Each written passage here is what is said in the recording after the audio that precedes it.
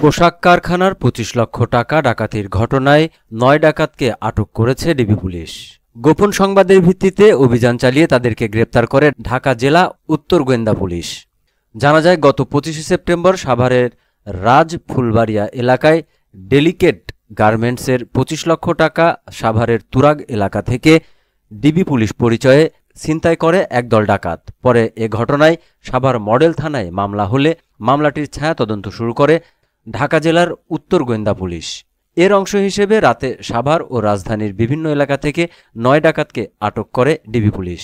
এ সময় ২৫ লক্ষ টাকার মধ্যে ৫ লক্ষ টাকা, ওয়াকি টকি, খেলনা পিস্তল, র্যাবের পোশাক, হ্যান্ডকাপ সহ বিভিন্ন সরঞ্জামাদি উদ্ধার করা হয়।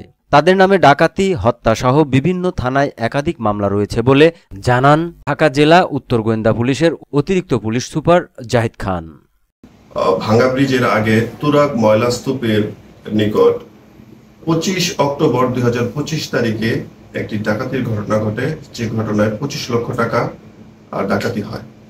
উক্ত ঘটনায় সাভার মডেল থানায় একটি মামলা রুজু হয়। মামলা রুজু হওয়ার পরে ঢাকা জেলার মাননীয় পুলিশ সুপার মহোদয়ের নির্দেশে ডিবি উত্তর একটি ছায়া তদন্ত শুরু করে। ছায়া তদন্তের এক পর্যায়ে ডাকাতদের উপস্থিতি শনাক্ত করে তথ্য প্রযুক্তি এবং গোয়েন্দা তথ্যের ভিত্তিতে।